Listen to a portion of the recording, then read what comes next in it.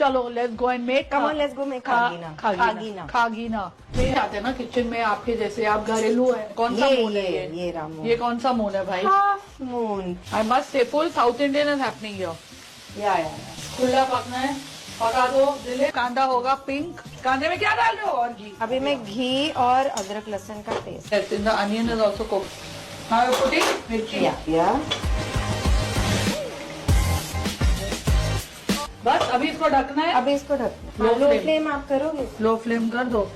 नमक, लहसुन और अक्खा लाल मिर्ची को हाथ से कूटा है। We'll put this